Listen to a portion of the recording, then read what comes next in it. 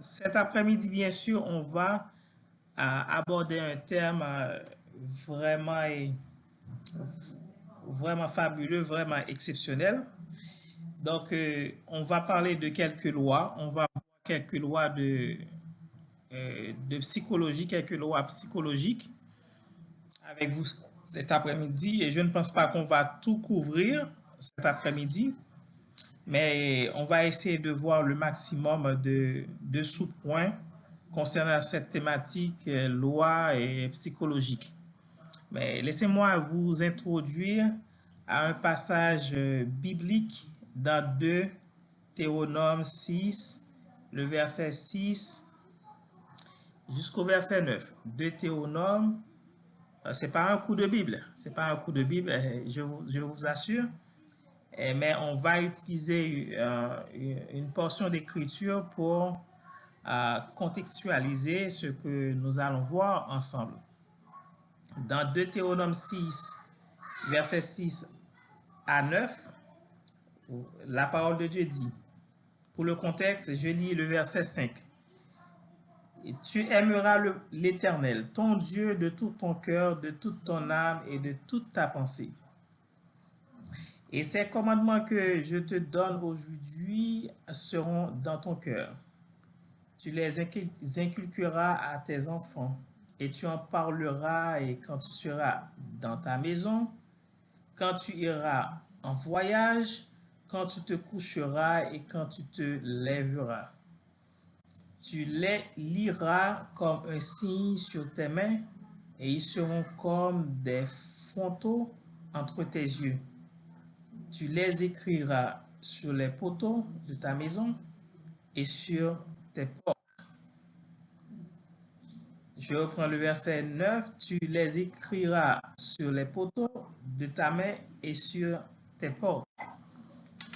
Alors, c'est pour vous dire que la parole de Dieu était adressée aux parents et il est mentionné que les commandements qui ont été transmis aux parents, aux anciennes générations, voilà comment ils doivent les utiliser. Ils doivent les enseigner aux futures générations, à leurs enfants et aux enfants de leurs enfants, etc. Et ça, on a utilisé un verbe assez fort, un mot assez fort, c'est inculquer. C'est pas seulement instruire, mais c'est inculquer. La racine de ce mot veut dire que veut dire sculpter. Vous voyez, quand on parle de sculpter, c'est comme utiliser un rocher et qu'on on veut écrire le nom de quelqu'un sur comme une pierre tombale. C'est-à-dire, on veut écrire quelque chose sur cette pierre-là. Et là, c'est même avec le temps, ça va rester visible sur la pierre tombale. Donc, l'idée d'inculquer aux enfants ces commandements-là et parler de ces commandements-là aux enfants quand ils sont à la maison, quand ils sont au voyage, quand ils sont couchés, quand ils sont réveillés, et on doit les lier à leur cou, etc., à leurs mains, et même les écrire sur leur front. Vous voyez, c'est comme ici l'idée c'est comme une sorte de répétition. C'est-à-dire, on ne doit pas se fatiguer, se lasser de répéter les valeurs, répéter les principes, répéter la culture, les connaissances, parce que, et sans nul doute, on a cette capacité-là, la capacité d'oubli.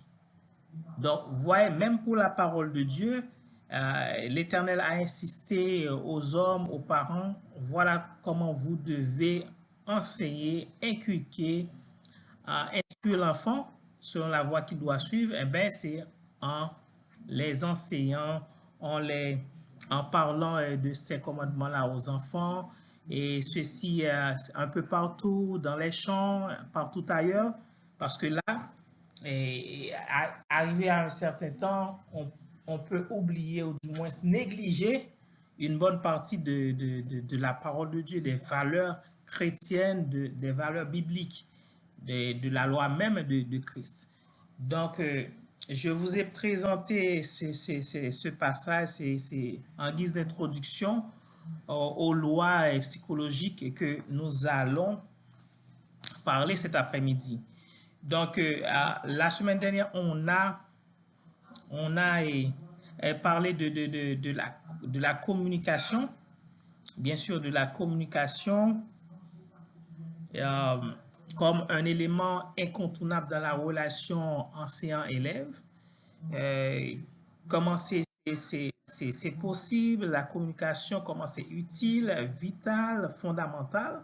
Et on a vu les différents aspects de la communication, cette question de codage, etc., etc. Mais il faut dire que la communication, c'est pas le seul élément qui doit être existé, qui doit être présent dans la relation enseignant-élève. Parce que on ne doit pas ramener tout à l'élève et à l'enseignant à la fois. Donc, on doit, et surtout, en tenir compte des autres aspects comme de certains aspects psychologiques dans tout cela.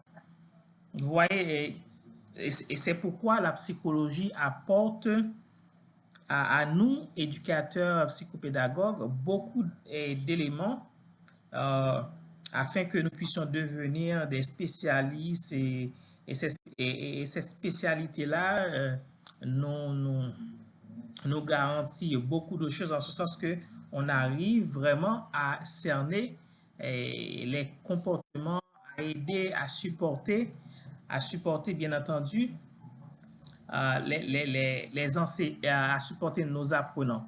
D'où il est important de parler en premier lieu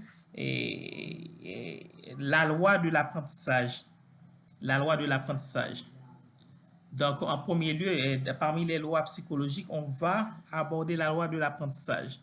Comme, comme certains Grecs le considèrent, c'est l'apprentissage même, c'est comme pour l'élève le pain quotidien. Donc, c'est quelque chose que l'élève peut ne pas s'en passer. C'est-à-dire, c'est son quotidien. Donc, c'est vital pour l'élève. Dans cette loi-là, je vous dis qu'on on va aborder la première loi, c'est la loi de l'apprentissage. On sait que l'apprentissage, c'est par définition, c'est le résultat de l'acquisition. Donc, si après, on se dit qu'on apprend quelque chose et qu'on a oublié, donc c'est pas l'apprentissage. L'apprentissage doit passer par l'acquisition. L'acquisition, c'est ce qui reste vraiment pendant, après l'action d'apprentissage. D'où on sait pertinemment que on n'est pas dû de comprendre que certaines fois on apprend beaucoup de choses, mais il arrive à un certain temps qu'on oublie, ou du moins c'est après quelques heures qu'on oublie ce qu'on apprend. Donc parce que l'homme, chez nous, l'homme, on a cette capacité-là, on a la capacité d'oubli. On peut oublier, on peut vraiment oublier des choses que nous venons d'apprendre, que nous avons appris depuis 2 semaines, depuis quelques mois. Donc, depuis quelques mois, depuis des semaines, on a la capacité de les oublier. Et c'est pourquoi je vous ai introduit à ce passage de Deutéronome chapitre 6, versets 6 à 9, que l'Éternel a demandé aux parents de transmettre, d'inculquer les commandements, les valeurs, les principes bibliques, les vérités bibliques à leurs enfants. Et ceci, il faut parler de ces commandements-là quand ils sont à la maison, les enfants, quand ils sont ailleurs, quand ils sont en voyage, quand ils se couchent, quand ils se réveillent. À tout moment de la vie, il faut les rappeler de l'importance vraiment de ces connaissances-là. Et pourquoi tout le temps, tout le temps? C'est parce que nous avons la capacité d'oubli. C'est vrai que on a la capacité d'acquérir des connaissances, mais les connaissances sont rarement définitives. Les connaissances sont rarement définitives. Voilà la raison pour laquelle, si ce n'est pas définitive, donc c'est la raison pour laquelle on doit faire la répétition, reprendre les valeurs, reprendre ce qui a été enseigné, reprendre la communication, transformer la communication, du moins changer de stratégie pour, pour que cette connaissance-là s'adapte. Vous voyez, pour que ces connaissances s'adaptent et de façon à bon escient. Donc, euh, donc il n'est pas moins vrai que la plupart des acquisitions se font après un certain nombre de répétitions. Il y a des acquisitions qui se font soit naturellement ou bien vite dans un laps de temps, mais il y en a d'autres qui se font et qui devient effectif après un certain nombre de répétitions. Donc, voilà la raison pour laquelle il faut vraiment à utiliser la répétition parce que nous avons la capacité d'oubli. Voilà euh, un, un élément important dans la loi de l'apprentissage. Si on doit apprendre, mais on doit se dire que il ne suffit pas de dire ben on a appris des choses et c'est bon, on a appris des choses aux enfants, du moins l'enfant a appris les valeurs et puis c'est bon. Après, l'enfant a eu 5 ans, après 10 ans, et vous pensez que il va, il va retenir les notions telles qu'elles sont, telles qu'il les a apprises. Donc, vous pensez que c'est ça? Peut-être oui, peut-être non. Mais il suffit par-dessus tout faire la répétition, euh, les lois, les principes, il faut les rappeler au fur et à mesure. Rappeler les règles, rappeler, faire la répétition. Donc, c'est la première chose qu'il faut retenir de la loi de l'apprentissage. Secondo,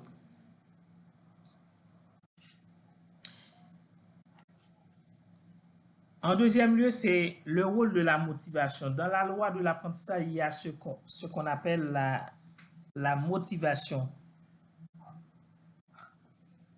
Pourquoi motiver l'élève à apprendre?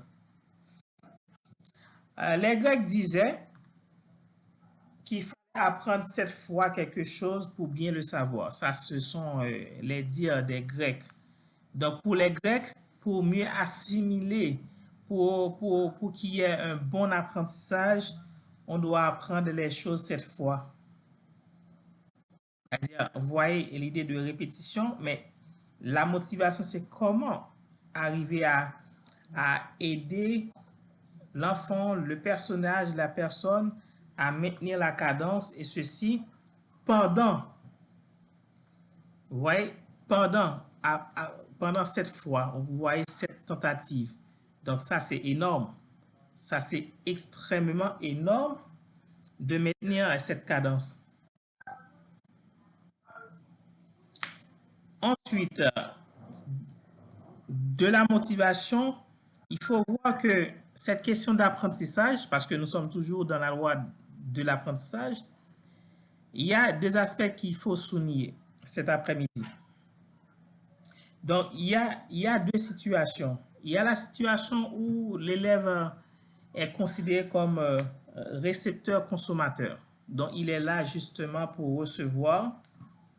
Il est là comme récepteur. Il est là pour recevoir, vous voyez, et ingurgiter, c'est-à-dire consommer. Donc, c'est pourquoi, c'est pour cette raison qu'il est là.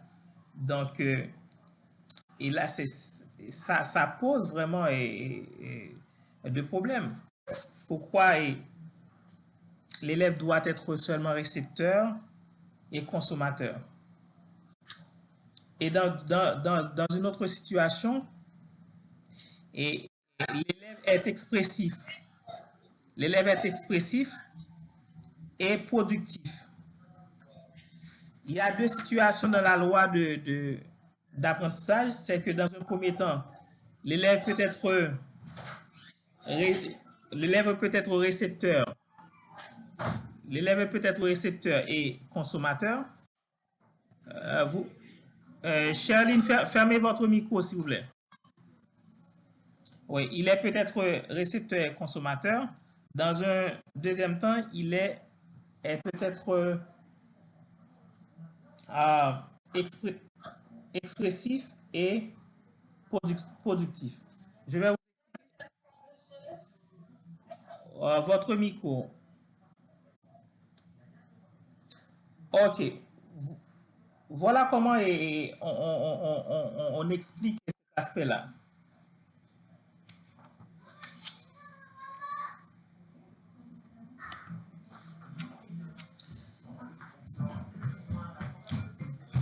Papa, le téléphone sonne. Oui, merci. Donnez-moi un instant. OK, apporte ta tasse. Bien sûr. OK. Dans la première situation où l'élève se trouve dans une situation de réception et consommation, euh, l'élève qui, à ce niveau-là, ne fait qu'écouter, observer, donner des réponses toutes faites, réagir à des consignes, c'est comme si l'élève est passif. L'élève répondre, répète des réponses, donne une explication, justifie sa réponse, etc. À ce niveau-là, l'élève est là, mais l'élève est passif. L'élève est là, mais l'élève est passif. Pour cela, on comprend mieux que à ce niveau-là, même si l'apprentissage arrive, est effectif, mais c'est sûr que c'est pas complet parce que l'élève est juste un récepteur. Il répète des réponses, il donne des réponses toutes faites, il observe, il écoute, un peu passif. Et dans sa passivité, ça va vraiment créer des problèmes au niveau de l'apprentissage. Et on a parlé tout à l'heure de cette question d'oubli, etc. Et qu'il faut faire la répétition. D'où c'est là que le rôle de pédagogue, de psychopédagogue est important d'intervenir pour mieux vraiment et aider l'enfant. Mais, mais, mais,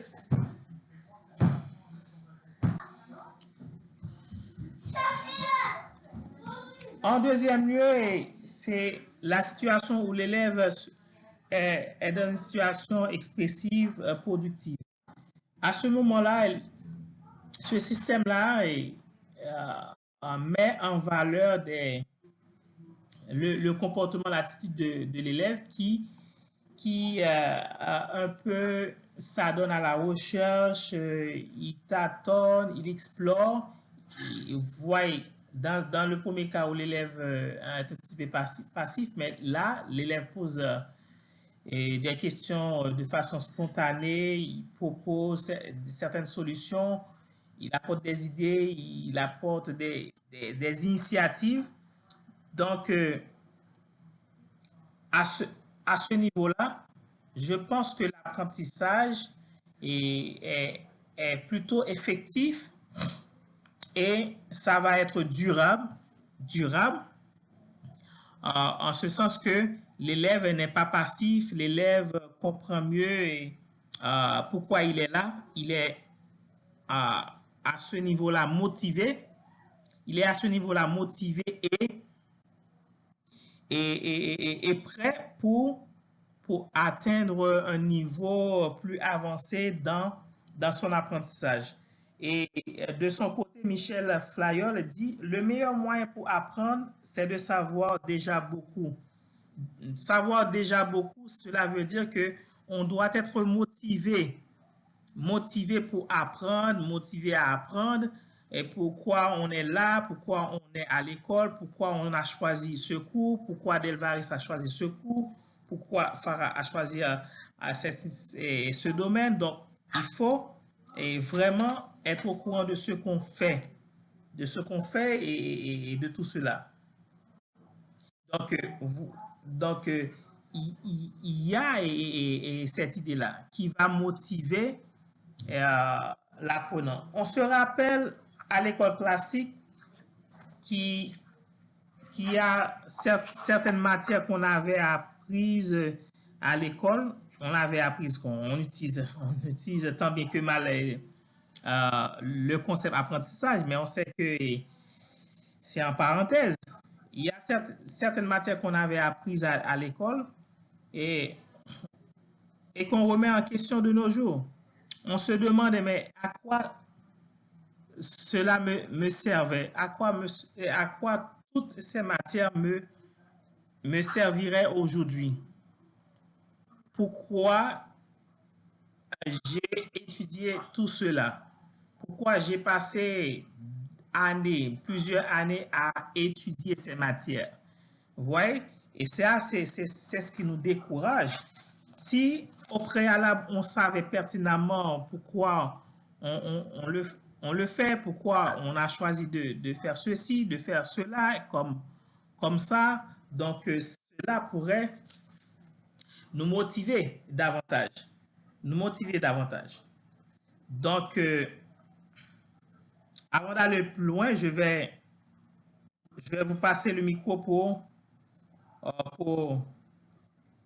si vous avez des remarques, si vous avez des questions, avant d'aller plus loin, donc vous pouvez poser des questions sur cette question, la loi de l'apprentissage et qui met en phase sur la répétition et l'oubli, sur la motivation. Donc, si vous avez des questions, avant d'aller plus loin, je vous cède le micro et poser des questions. Shirley, entre-temps, et pour éviter d'utiliser trop de data, tu peux fermer ta caméra. Cela évite de consommer trop, trop de data. Ok, est-ce que vous avez des questions? Si vous avez des questions, posez-les.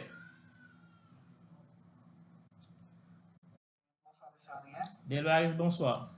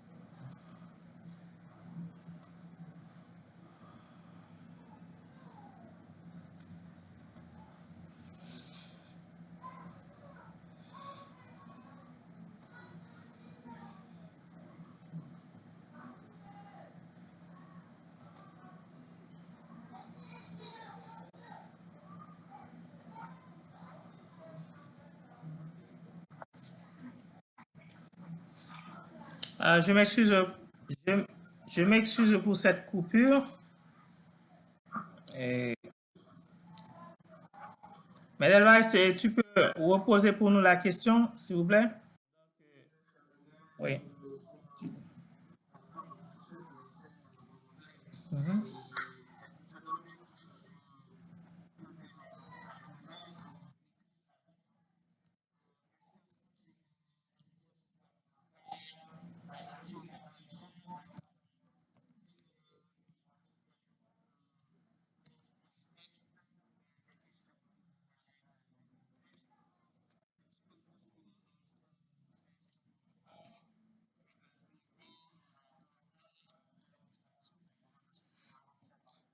Et bien sûr, sauf que tu dois utiliser des textes qui, qui prennent en compte l'intérêt de l'apprenant. Si ce sont des enfants, eh ben, on doit utiliser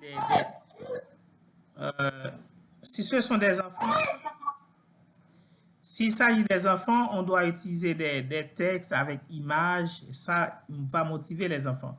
Si ce sont des adolescents, eh ben, on doit chercher, voilà. Et qu'est-ce qui intéresse le plus les ados? Les jeunes. Donc, même si on doit utiliser des textes comme activité, mais on doit choisir des textes qui tiennent compte du champ d'intérêt, vous voyez, du champ d'intérêt des apprenants. Donc, si c'est comme ça, vous allez pouvoir gagner leur attention, gagner leur motivation, en ce sens que ça va leur motiver vraiment à aller de l'avant et à faire un pas en plus. Vous voyez? Donc, oui, on peut utiliser des textes, mais c'est des textes, si on utilise des textes qui devraient être alloués, du moins se donner aux adolescents et qu'on donne ces textes-là aux enfants, mais ça n'a rien à voir parce que il faut vraiment, tenir compte de l'aspect psychologique des apprenants. La façon dont on enseigne aux ados, c'est pas de la même façon qu'on doit enseigner aux jeunes, encore moins aux enfants. Vous voyez? Donc, ah oui, Madame Ismaël, puisque on gère le temps, mais j'ai enregistré la présentation, ne vous inquiétez pas, je vais vous l'envoyer après. OK? Et là, on était en train de parler, je vais justement reprendre les grands titres. On parle des lois psychologiques. La première loi, c'est la loi de l'apprentissage. Là-dedans, on a vu la répétition de l'oubli. Donc, après l'apprentissage, eh bien, il faut vraiment faire la répétition, reprendre ça, parce que on a cette capacité d'oubli. Et surtout, quand le temps passe, année après année, même si on connaissait que ça, c'est une vérité, ça constitue une valeur, mais on pourrait vraiment négliger, ou du moins c'est ne pas faire attention, au moins c'est oublier même. Donc, l'auteur nous dit de répéter, de faire la répétition, vous voyez. Et on a considéré le texte de Théronome chapitre 6, versets 6 à 9 pour illustrer cela, et tout au début. Et on a parlé de cette question de motivation. La motivation à apprendre, c'est un élément clé. Comment trouver de façon psychologique à motiver les élèves, surtout au moment inhabituel. À l'heure actuelle, nous vivons. Et même si parallèlement il y a le coronavirus, quelque chose comme ça, on n'en parle presque plus et dans les journaux en Haïti. Et c'est cette question de insécurité, kidnapping, dans un moment inhabituel comme celui-ci. Donc, on devrait vraiment trouver les deux bouts pour motiver nos apprenants. Et ça, c'est chercher qu'est-ce qui les intéresse, qu'est-ce qui va les intéresser. Donc, et ça, c'est une loi de l'apprentissage. Et ça, on doit en tenir compte dans nos interventions en tant qu'éducateur, en tant que psychopédagogue. On doit en tenir compte que il faut motiver les apprenants. Si on doit passer par les jeux, comme Maria Montessori, utiliser le jeu comme moyen d'attraction pour les attirer, on le fait. Si on doit utiliser certaines fois de l'humour, on le fait. Vous voyez, c'est trouver. Et c'est pas de la baguette magique, mais trouver la donne, ce qu'il faut faire exactement au moment opportun pour permettre à ce que l'élève se réveille et pour qu'il puisse aller de l'avant. Voilà. Est-ce qu'il y a d'autres intervenants? D'autres questions? Oui, oui. Oui, j'ai une question pour vous. Quel conseil vous donnez aux professeurs qui enseignent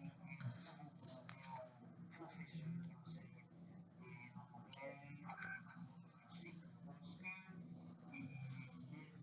les élèves classiques sont les élèves ne sont pas intéressés en fait, pour les professeurs d'anglais, ils n'ont pas facilité. Il y a des choses qu'on peut difficiles, il y a des choses qu'on peut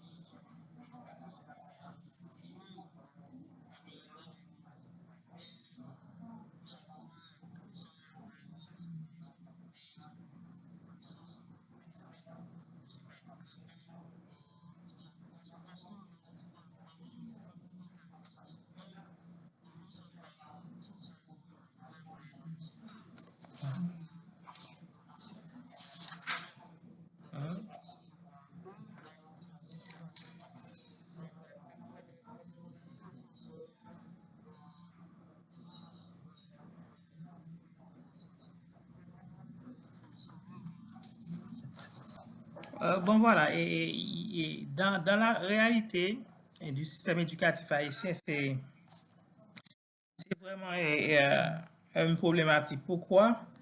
Et il y a pour la plupart des gens qui enseignent et ils n'ont rien à voir à l'enseignement. Donc, ils sont là juste pour combler l'heure, ils sont là juste pour pouvoir, et ce sont des donneurs d'heures. Et c'est ce qui m'était arrivé après ma philosophie. Bon, j'ai passé 4 années au collège universitaire de Christianville. Et là, pendant ces 4 années, on a des cours d'anglais de première à quatrième année. Vous voyez? Et ça ne me fait pas progresser, vous voyez. Après, après avoir eu ma licence en éducation et ces cours-là, j'ai dû passer 2 ans à l'haïtiano pour apprendre l'anglais. Vous voyez? Et c'est là le bas blesse. Quand on apprend une langue étrangère, on devrait euh, faire voir à nos apprenants ce à quoi cela va les servir. Donc, pourquoi apprendre cette langue? Pourquoi apprendre l'anglais? Pourquoi? Est-ce utile? Comment cela va m'être utile demain? Est-ce que cela va m'aider à intégrer rapidement le marché du travail? Est-ce que c'est un atout pour moi? C'est tout cela que nos élèves ignorent de ce genre de matière clé et c'est ce qui les rend vraiment ignorants de toutes les opportunités qu'ils vont rater. Moi, j'ai raté cette opportunité d'apprendre l'anglais, de parler l'anglais. Donc, c'est parce que j'ignorais ce à quoi aujourd'hui, parce que moi, je suis au Canada, si je parlais en même temps le français et l'anglais, je serais plus compétitif, je serais plus cher sur le marché du travail. Ouais, il faut prendre du temps et un petit moment pendant le cours, soit 10 15 minutes, et exposer tout ça aux enfants. Et n'ayez pas peur de dire, voilà, et comment j'ai raté. À ce niveau-là, je suis un raté. Mais vous, je vous parle en cette présente minute pour ne pas commettre la même erreur. Donc, il faut, ça, c'est la counseling. Ça, c'est le counseling dans le cours. Et c'est la motivation que vous essayez de créer chez vos apprenants pour leur permettre de remonter la pente, de créer une nouvelle image mentale par rapport à la réalité, parce que tout le monde, on a vu, on a vu et on est conscient que c'est la langue commerciale, la langue qui parle partout dans le monde. Vous voyez? Donc, ça, il faut prendre du temps pour expliquer aux apprenants. Donc, voilà et comment l'anglais peut... Et ceci, l'anglais, c'est transversal, c'est comme l'informatique. On veut faire la médecine, eh ben, il y a plus de littérature anglaise que française. On veut étudier l'informatique, eh ben, quasiment tous les logiciels qu'on va utiliser, c'est en anglais. On veut faire quoi? Étudier la philosophie, il y a plus de littérature anglaise que française, etc. Donc, chez nous, on a créé cette complexe. Donc, dès qu'on parle, on peut dire je suis un tel, je suis comme ça. Donc, on n'a pas besoin de parler d'autres langues. Donc, c'est un complexe qu'on développe chez nous. Donc, avant de passer la main à Madame Charles, à Madame Mamouna, donc je réponds à la question d'Alexandra parce que c'était déjà posé. Dans le cas de l'élève qui joue le rôle de consommateur-récepteur en même temps, est-ce que l'apprenant va se sentir ennuyé? Et c'est ce qui arrive, bien entendu, Alexandra. Donc, quand l'élève est trop réceptif, donc il passe plus de temps, la majorité du temps, à vous écouter, à nous voir faire tout, et même tout à leur place. Donc, ça devient ennuyeux et l'école, un espace de récréation, d'émancipation, du savoir-faire, donc devient à ce moment-là ennuyeux et dégoûtant pour l'apprenant. Donc, ce qu'il faut faire, eh bien, laisser un peu de place au fur et à mesure. Vous vous démasquez, vous vous retirez un tout petit peu au fur et à mesure et donnez la possibilité à nos apprenants de vraiment faire quelque chose, même pour une fois dans leur vie. Donc, et les activités que nous préparons, et certaines fois, et, les utiliser, leur demander volontairement d'exposer le prochain cours avant de démarrer le cours. Ils peuvent euh, commencer avec une blague saine, ou du moins faire une courte présentation de 5 minutes sur un sujet qui, qui veut présenter. C'est pas, vous n'allez rien imposer, et donnez-leur la possibilité de par soi-même choisir un sujet. Voilà. Donc, quand l'apprenant est consommateur, récepteur, vous voyez, ça, au fil des temps, ça devient ennuyeux.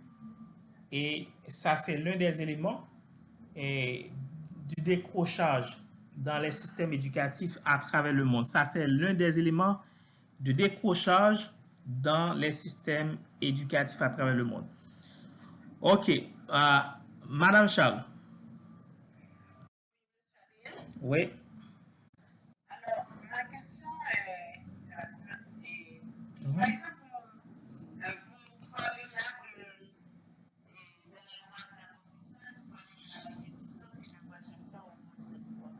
Alors, Ah, les Grecs disaient que la meilleure façon d'apprendre, c'est une connaissance, c'est de l'apprendre cette fois. Ça, ce sont les Grecs qui les disent. vous donnez Alexandre et Mhm. le météorologue, Ouais. demandait à mes copies, si tu avais compris, on parlait de Mhm. répliquer et tout ça, Ouais. par exemple. Mhm. Ouais. Mais maintenant, ceux qui sont enseignants qui ne voudrions suivre le programme avec Mhm. l'enfant, on Mhm. aimerait se mettre à suivre avec ce programme, Bien sûr. alors que dans cette dans sa méthode, il y a des enfants qui ont déjà pu travailler.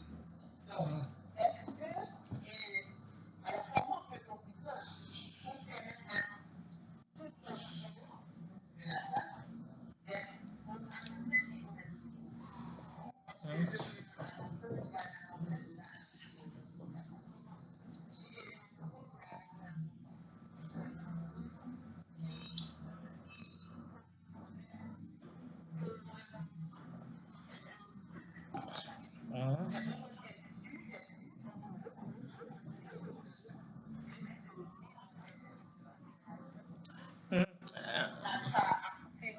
Sabine, hey, tu sais, tout comme moi, que certaines fois, il fait exprès. OK. Et en fait, on peut identifier le côté web qui a vraiment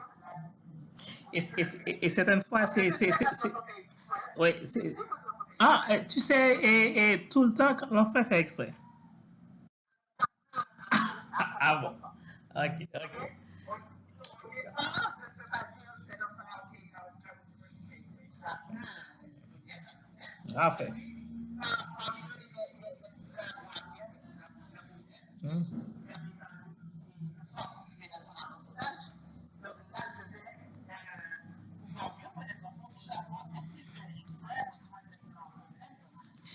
Ben voilà, et j'ai pas tout le menu pour dire que voilà Sabine, un 2 3 4 voilà ce qu'il faut faire pour mieux aider cette catégorie-là, ou du moins la plupart de nos enfants en salle de classe. Donc j'ai pas le menu et ça n'existe pas. Il n'existe pas et sur dans un dans, en- aucun endroit dans le monde, il n'existe pas le menu, ou du moins quel que soit le théoricien, le pédagogue, l'éducateur, il ne saurait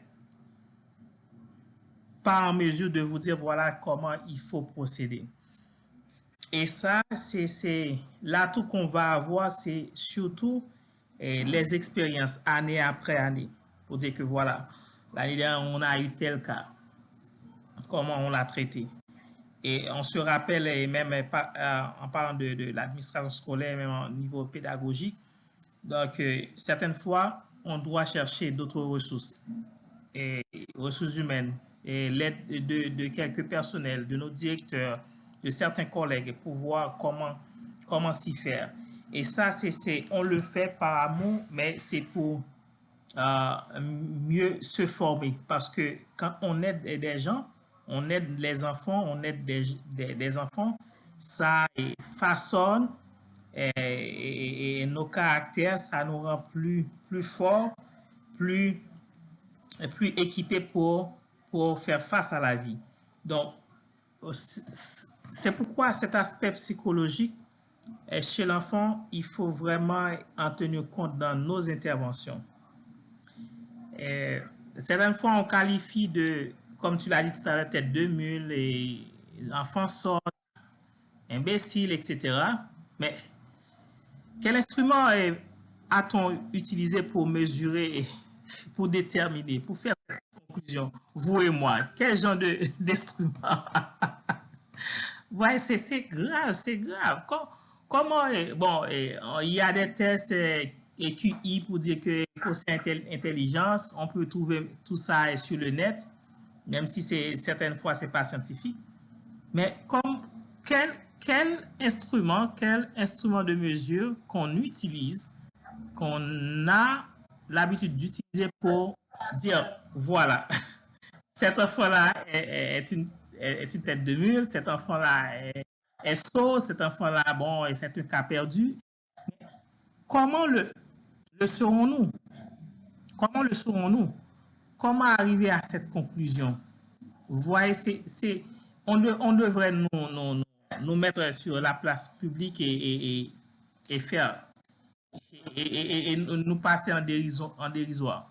Parce que là, l'enfant, il est à l'école et il est venu à l'école avec tous ses défauts, tous ses mœurs, etc. C'est à nous de les aider.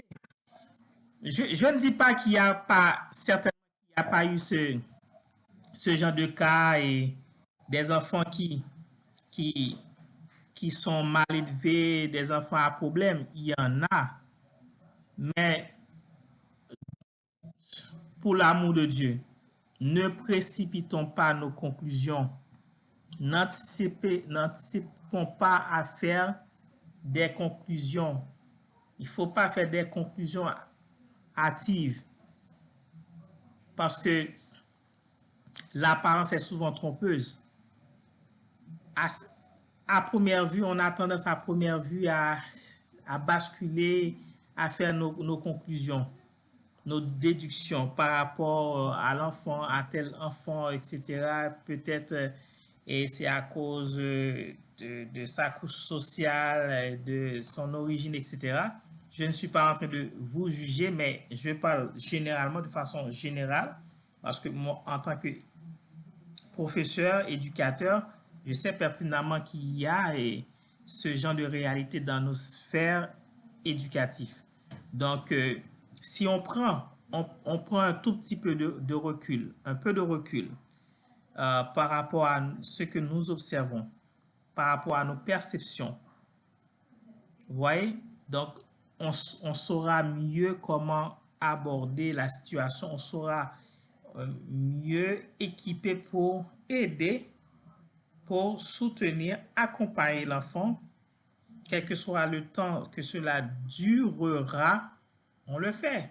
Mais si cela nous dépasse et qu'on n'est pas Dieu, on va demander recours, de l'aide.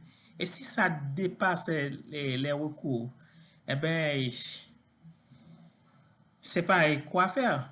Mais je suis sûr, et puisque nous sommes chrétiens, Dieu, à vouloir aider tellement, à vouloir aider l'enfant, les personnes, Dieu va nous donner la sagesse, parce que c'est lui la source de sagesse. Donc, je ne parle pas en tant que chrétien pour dire on doit se résigner. Non, au contraire, on doit foncer, on doit aimer, on doit inspirer confiance. Certaines fois, l'enfant ne présente aucune motivation. Il refuse d'apprendre. Justement, l'enfant pourrait avoir un problème psychologique. Il pourrait se sentir seul, comme nous, certaines fois. Est-ce que nous-mêmes, grands, nous ne pas nous sentir nous seuls?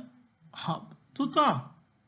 Et l'enfant est beaucoup plus avide d'affectif. Donc, l'enfant pourrait se sentir seul, recherche de l'amour, recherche de l'attention, de l'affection. Donc, certaines fois, on met de l'avant le savoir avant de s'occuper du savoir-être, de ce que l'enfant peut ressentir. Donc, essayons parce que là, en tant qu'éducateur, psychopédagogue, c'est vers cela qu'on doit avancer, qu'on doit s'orienter. Oui, je sais que vous avez beaucoup appris. Vous avez beaucoup appris. Vous avez appris beaucoup de choses. Vous avez beaucoup de connaissances dans le domaine de l'éducation, mais orientons-nous à ce niveau-là, dans cet aspect-là.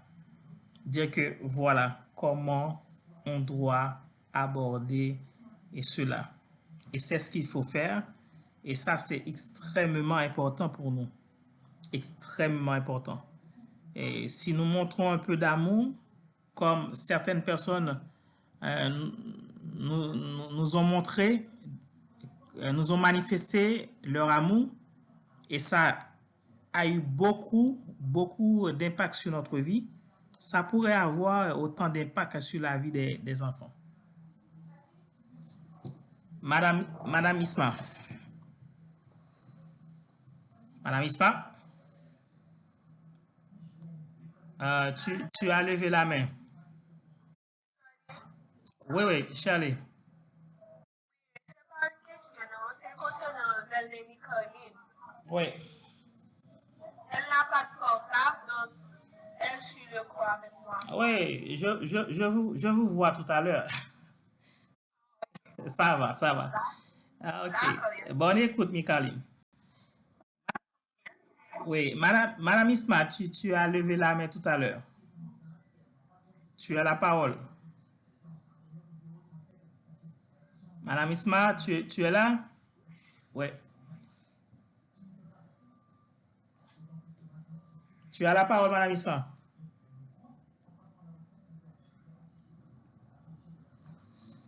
Ok. Oui, Madame Isma. Bonsoir. Oui. Mhm. Oui, ça va. On vous écoute. Oui, on vous écoute. Pardon. Oui, tu peux parler. Oui, tu peux parler, Madame Isma. Madame Isma est tombée. Ne s'est-elle pas tombée sous tête? Il y a Fabienne qui nous rejoint présentement. Il y a Belinda Ezekiel. Wow. Entre-temps, et que Madame Isma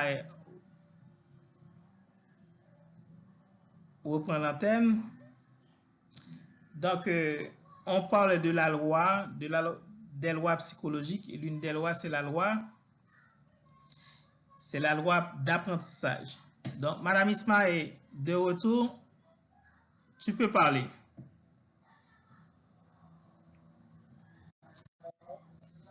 Oui, oui. Madame Isma.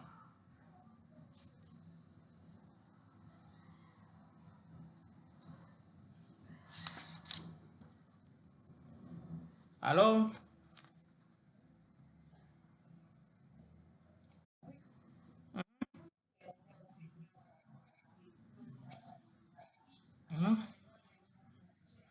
Ouais. Oui, oui, tu peux parler. On t'écoute.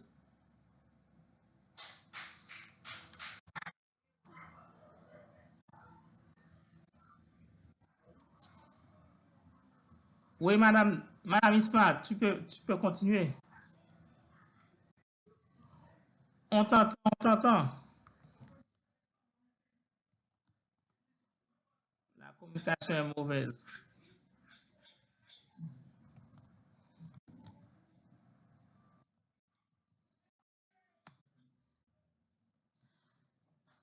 Ok, on parlait de la loi de l'apprentissage qui est une loi psychologique. Et dans cette thématique, on avait vu que c'est important de faire la répétition parce que eh, on a cette capacité. Oui, oui, oui, on t'écoute, Farah. On t'écoute, Farah.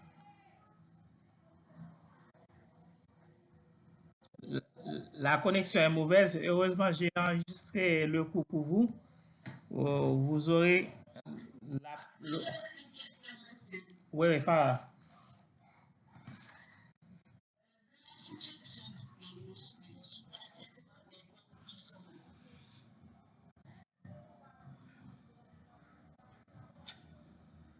Des...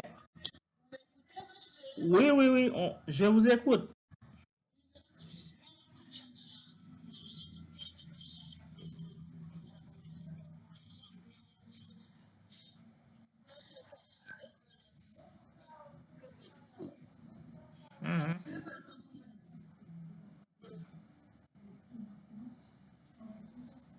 Ok, m'te ka mande nou men, honnêtement, comme individu, j'en situation pays stressant et dégoûtant, qui ça nous fait pour nous pas prendre la rue? C'est sûr que nous peut-être écouter musique, ou jouer, visiter 11 amis et euh, pas arrêter isoler tête ou trouver un bagage qui pour distraire, soit ou chanter, ou tendre mon ap chanter, etc. Et plein d'autres activités.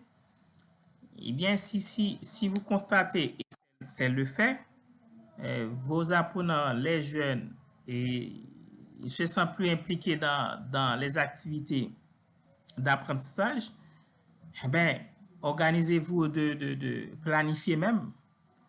Et certaines fois, si la séance devrait durer 2 heures de temps, 3 heures de temps, eh bien, accordez-leur 3 heures, 30 minutes dans une activité récréative, une activité qui mette euh, euh, en valeur leur talent. L'école même peut organiser certains concours pour mettre en valeur les talents des jeunes, les talents des apprenants. Vous voyez, donc essayer de réfléchir sur que peut-on faire parce que sinon, qu'est-ce qu'on peut dire? Eh bien, on laisse tomber, on vive. Du tout pas. La vie continue, on doit continuer de vivre. Donc, c'est à cela qu'il faut aspirer. Et si on doit continuer de vivre, eh bien, on doit se battre, on doit lutter, on doit y faire face. Donc, certaines fois, il faut exposer à nos apprenants, il faut mettre nos apprenants devant le fait accompli. Voilà, la situation, c'est évident. Mais doit-on rester le bras croisé et ne rien faire? Donc, il faut poser le problème. Il ne faut pas se hâter pour dire qu'on a le programme à couvrir, il faut couvrir. Mais vous travaillez pour qui? Vous travaillez avec qui? Vous faites ce que vous faites pour qui? Donc, je pense que il arrive à un moment qu'il faut nous arrêter pour dire que voilà, on doit faire ceci, on doit faire cela, on doit le faire différemment parce que là, on est dans une sphère tout à fait inhabituelle, dans une réalité tout à fait inhabituelle. Donc, c'est à nous de faire les choses autrement. Si c'est inhabituel, eh bien, tentons des choses inhabituelles, des choses qui sortent de l'ordinaire. Et vous allez voir comment vous allez faire la différence. Parce que dans l'histoire de l'humanité, il y avait eu toujours ce genre de période. Des moments sombres, des moments noirs de notre histoire. OK? Je ne sais pas si je suis clair. Delvaris. Allô, Delvaris?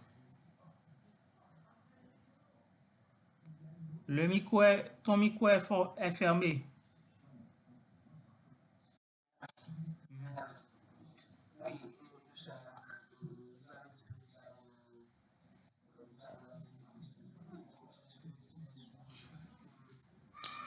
Oui, c'est sur YouTube parce que ce sera trop volumineux d'envoyer ça pour vous et par WhatsApp. Vous voyez? Donc, je vais télécharger ça sur YouTube, comme ça vous pouvez réentendre la présentation.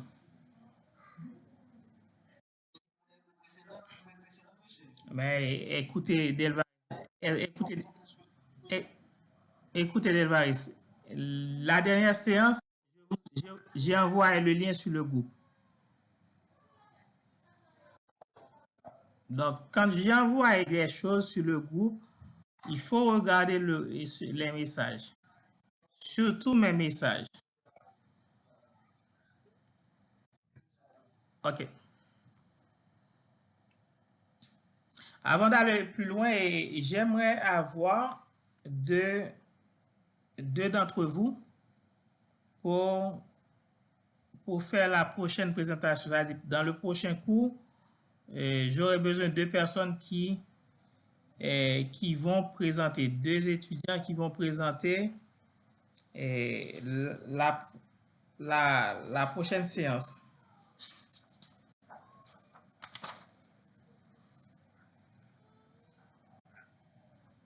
Oui, oui. La prochaine séance, la prochaine séance, j'aurai besoin de deux personnes, deux étudiants qui vont nous parler de quelques apports de la psychanalyse, de la psychologie individuelle et de la psychologie sociale. Ok, je vais écrire ça pour vous. On dirait que vous avez du mal à entendre. Donc, ces deux étudiants-là vont nous présenter cette thématique-là, et intitulée quelques... Regardez dans le chat, je vais vous envoyer ça.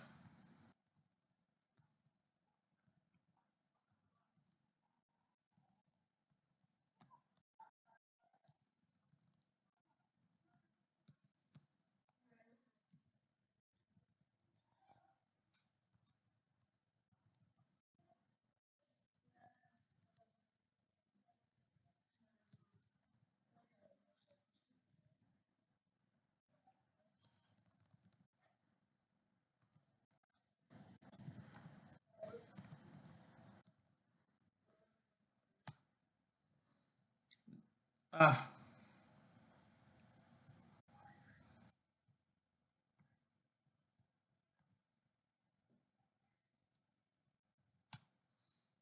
c'est à tout le monde. Vous voyez, ah, je l'ai écrit dans le chat. Regardez le message. Quoi? J'ai pas entendu Farah. Farah, j'ai pas entendu.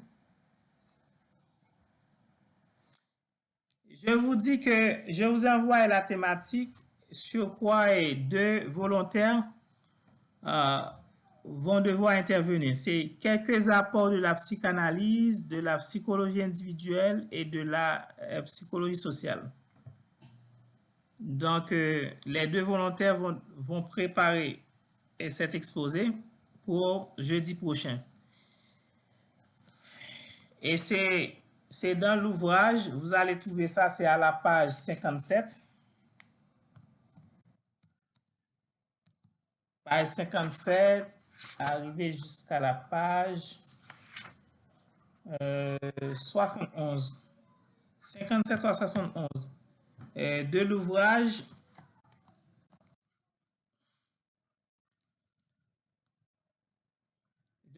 psychopédagogie.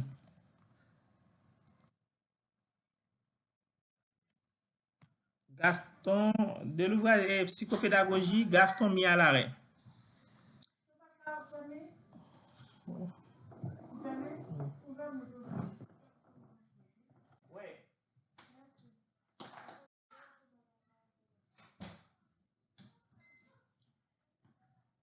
Est-ce que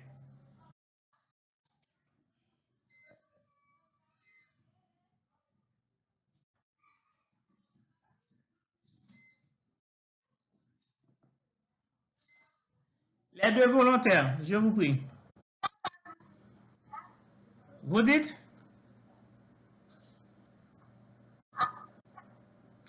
Moi, écrit message dans le chat, gardez pour eux.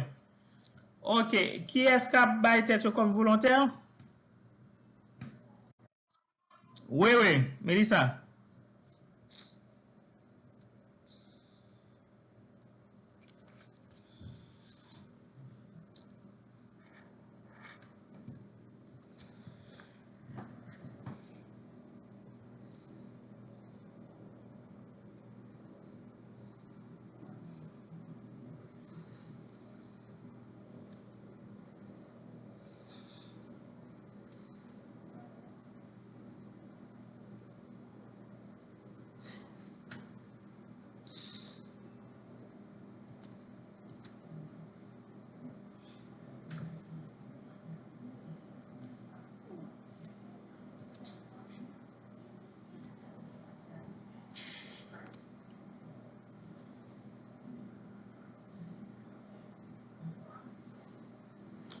Oui, oui.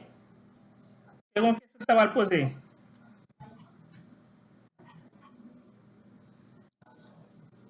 C'est une question.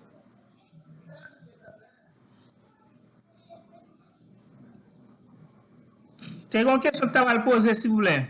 Qui est-ce qui t'a posé question?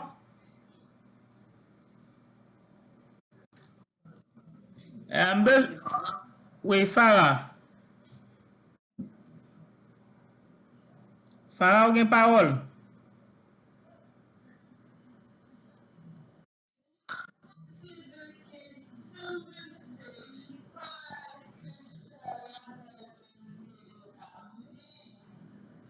Ah, ok. Monsieur, Oui, oui. s'il n'y a pas de volontaire, moi, Ok. Charline, est-ce qu'il y a une autre volontaire? Vous deux, alors, les deux personnes doivent se rencontrer pour préparer cet exposé. c'est impossible parce que moi, je suis sur le comité. Ah, non, non, écoutez, quand je dis se rencontrer, ça veut dire physiquement, écoutez. Donc, vous pouvez communiquer, échanger pour voir quelle partie Charline va présenter, quelle autre partie l'autre personne va présenter. Oui, voilà. Et on a une première personne, c'est Shirley. Madame Isma. Madame Isma a levé la main.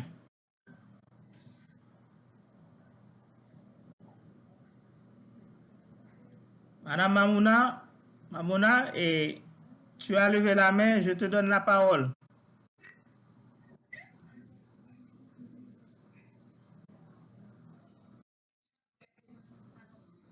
Donc, nous avons Madame Isma et puis Charline.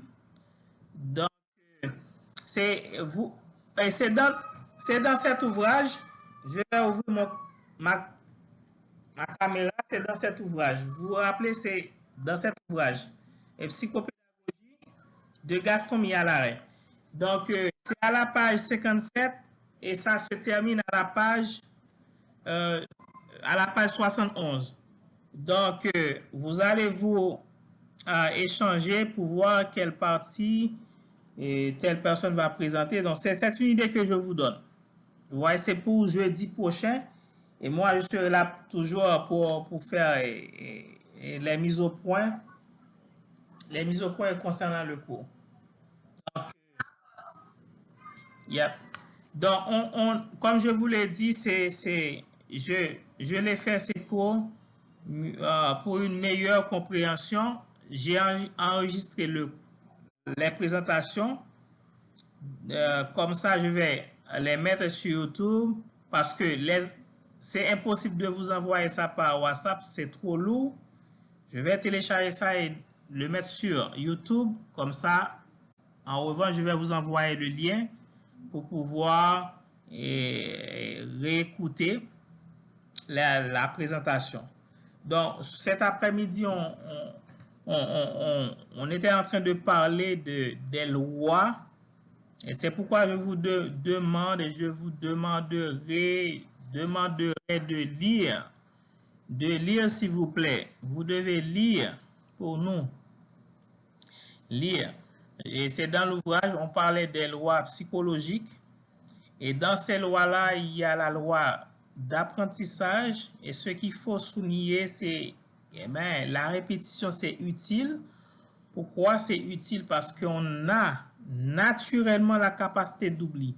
Même si on a l'habitude de faire quelque chose, ceci depuis plusieurs années, donc il arrive certaines fois qu'on oublie de le faire. Vous voyez, même si c'est une habitude. Donc, et pour ça, c'est dans les domaines simples. Pour la connaissance, ce qu'on apprend, donc oui, on peut apprendre beaucoup de choses, on a cette capacité, cette faculté, mais rappelons-nous que ça arrive qu'on oublie et même involontairement les choses qu'on a bien maîtrisées, qu'on a bien apprises. Qu'on a bien apprises. Donc et on a parlé de tout cela. Et on a parlé aussi dans la loi de l'apprentissage qu'il faut en tenir compte de la motivation. Vous voyez, il n'y a pas un menu tout fait pour dire que voilà comment il faut motiver. Toujours c'est de cette manière-là. La manière, ça vous revient. Rappelez-vous que toujours la manière, la façon de faire, ça vous revient en tant qu'éducateur, éducatrice, en tant que pédagogue, psychopédagogue, ça vous revient. Il n'est pas utile, il n'est pas nécessaire de faire les choses toujours de la même manière. essayons d'innover. Donc, la façon dont vous avez l'habitude de motiver vos apprenants, ben, essayez autrement. On ne doit pas cesser de les motiver, mais et on peut toujours essayer de modifier, de changer la façon de faire, la façon dont on motive nos apprenants et ce à quoi on doit être aspiré. Donc, c'est extrêmement important. Donc, et dans cet ouvrage, l'auteur a souligné, quelques-uns des aspects d'apprentissage. Il a parlé de l'apprentissage par habituation. Vous voyez, l'habitude. L'habitude, c'est une bonne chose, etc. pour apprendre. Mais ce n'est pas toujours la seule manière d'apprendre. On peut utiliser. Donc, par exemple, de nos jours, et avec cette question de pandémie, donc on doit faire la répétition, il faut se laver les mains, et ne mets pas la main dans la bouche, etc. Ne touchez pas tout ce qu'il y a sous la main, donc évitez de toucher tous les objets qu'on rencontre, tous les objets qui sont sous la main. Donc, c'est ça, c'est une façon de créer l'habitude. Il y a l'apprentissage associatif. L'auteur a dit que l'apprentissage associatif regroupe différentes formes d'apprentissage qui se traduisent par la formation de liaisons ou association de nouvelles entre les stimulus et des réponses. On distingue l'apprentissage par essai et erreur. Pourquoi on parle d'apprentissage par essai et erreur? Donc, l'apprentissage par essai et erreur, donc, on peut utiliser une évaluation. On pose la question, la capitale d'Haïti se trouve dans le département du Nord-Ouest. Vrai ou faux? Donc, l'enfant qui choisit vrai dit que, eh ben, comme on doit éviter à ce que l'enfant commet cette même erreur. Donc, on met la réponse, et même s'il a choisi la mauvaise réponse, dans cette mauvaise réponse, on peut mettre l'indication pour dire que non, la capitale d'Haïti se trouve dans le département de l'Ouest. Vous voyez, c'est comme ça l'apprentissage par erreur. Il y a l'apprentissage par l'action. Vous voyez, donc à ce niveau-là, c'est un apprentissage qui a été propulsé par Piaget et Wallon. Donc, dans ce document, il donne tous ces détails-là concernant l'apprentissage. Donc, je vous invite à lire le document, je vous prie. Je vais citer les noms. Madame Chat, il faut lire le document constant. Depuis cette semaine, tu ne parles pas dans les cours, je ne sais pas pourquoi. Marie-Alexandra, je sais que tu fais beaucoup d'efforts, etc. Il faut lire le document. Delvaris, il faut lire le document. Fabienne, il faut lire le document, l'ouvrage. Belinda, Melissa, Farah, Madame Isma, je sais que vous êtes tous très engagés, mais il faut lire. Il faut lire, dis donc. Il y a l'apprentissage par observation et par imitation. Vous savez que nos apprenants nous imitent, nous observent. Voilà la raison pour laquelle si par allure, ils vous voient déjà démotivés, ils vont être automatiquement démotivés. Oui, Fabienne, tu as levé la main. Allô, Fabienne?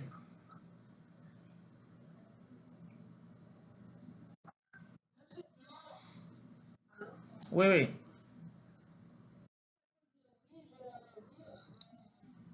Ok. Merci pour cette franchise. Je vais voir et si tout le monde a lu. Oh, nous connaissons comment ma si nous lit. Nous voulons connaître comment ma si nous lit. Mba maïsien. Nous t'en connaissons. Et pas dans la prière, m'brale. Ouais, si nous, l'état coup, ouais, parti document, Madame Isma et Charline Bal présenté, hein. Ouais, si nous fait lecture, yo gen doit commencer à parler et puis yo pas gen temps pour yo même fin présenter tellement soit une question tellement nous nous voulons prendre la parole pour nous parler parce que tellement nous senti nous t'es bien mastiqué notion yo donc m'a gen temps ouais nous li mais là l'envie m'a présenté c'est comme si là m'a demandé est-ce qu'il n'y a pas une question est-ce qu'il n'y a pas nous toujours lourd n'y pas parler mais si moi nous très en charge pour nous participer pour nous poser des questions m'a pas que nous te li yeah non Delva sou pas embrasser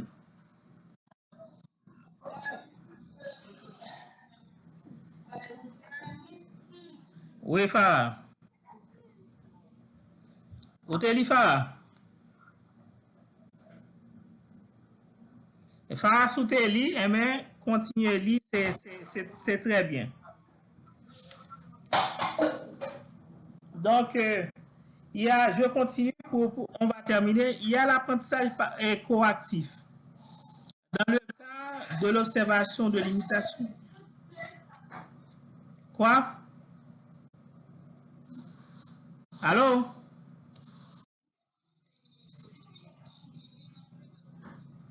Oui, m'dou félicitations continuelles. Farah, félicitations. Donc, il y a l'apprentissage par instruction. Il y a tout ça. Il y a, dans cette ouvrage, on nous présente vraiment une panoplie de la façon dont l'élève peut apprendre. En conclusion, les psychologues, les psychosociologues, les psychologues de l'enfant et beaucoup d'autres psychologues évoquent les mécanismes permettant de rendre compte du fait que, confronté à des conduites ou des opinions différentes des siennes, parle des élèves, le sujet aura tendance à les refuser ou à les adopter. D'où l'intérêt des méthodes pédagogiques qui, permettant la discussion soit entre les élèves eux-mêmes, soit entre les adultes et les élèves, favorisent un apprentissage par dépassement ou non. Donc, je reprends. Vous voyez, les psychosociologues, les psychologues de l'enfant et beaucoup d'autres psychologues évoquent les mécanismes permettant de rendre compte du fait que, confronté à des conduites ou des opinions différentes des siennes, le sujet parlant des apprenants aura tendance à les refuser ou à les adopter. D'où l'intérêt des méthodes pédagogiques qui permettant la discussion soit entre les élèves eux-mêmes, soit entre les adultes et les élèves. Donc, certaines fois, il faut favoriser les débats entre les apprenants et laisser-les se confronter, se discuter, s'échanger entre eux, vous voyez. Donc, ça va vraiment créer de l'ambiance, et du dynamisme du groupe. Ça va vraiment, quand vous prenez du recul pour les observer, pendant les échanges, vous allez apprendre beaucoup de choses de leur personnalité, de leur comportement et de beaucoup de choses, voyez-vous. Donc, c'est ça, il est important vraiment de mettre en valeur, valoriser les talents, les potentialités, les capacités. Ils ont de l'énergie pour cela. Donc, pourquoi ne pas les donner assez de temps et nous, un tout petit peu, on prend au fur et à mesure certains reculs. Donc, pour jeudi prochain, nous aurons à apprécier les présentations de Madame Isma et Sherline. ce sont elles qui vont vraiment présenter la prochaine séance du cours. Donc, est-ce que vous avez des questions? Donc, en dernier mot, est-ce que je peux vous demander où est-ce que vous êtes avec le devoir, puisque vous avez votre date et vous avez vos dates. C'est vous qui m'avez proposé les dates. Donc, est-ce que je peux vous demander où est-ce que vous êtes avec les devoirs?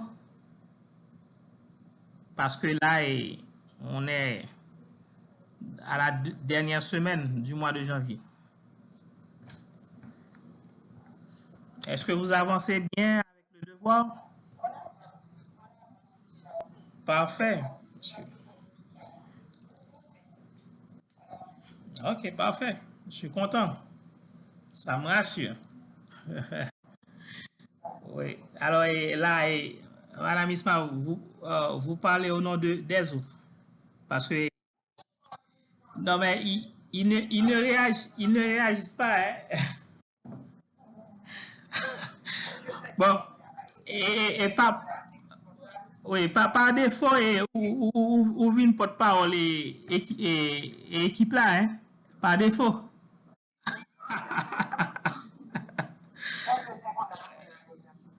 Ouais, ouais.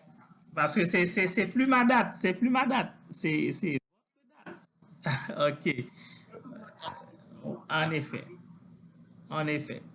Madame Charles,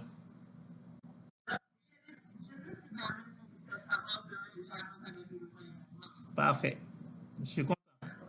Parce que en procédant ainsi, vous n'allez pas à vous précipiter dans les dernières heures pour finir le devoir. Vous aurez quand même le temps de réviser, arranger et même faire une ou troisième lecture de votre document. Donc, ce serait mieux. Donc, est-ce que il n'y a rien à dire? Donc, donc je, ouais, je suis content de vous voir et, et de vous avoir dans le cours.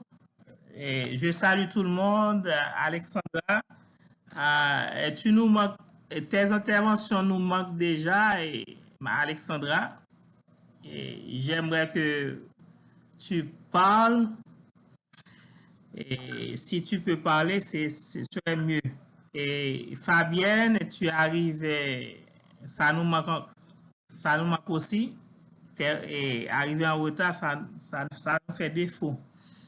Donc, je sais que c'est difficile, mais félicitations à tout le monde d'être là. Et encourager les autres. Donc, d'ici la première semaine du mois de février, si les autres ne participent plus, ne participent pas, donc, c'est difficile à ce qu'ils puissent terminer la session à deux cours avec moi. Donc, encourager les autres. Il y a les deux frères. Et dites-leur de nous rejoindre pour qu'on puisse avancer. Donc, je salue tout le monde. Je vous aime au nom de Jésus. Déjà passez bonne nuit et bon week-end.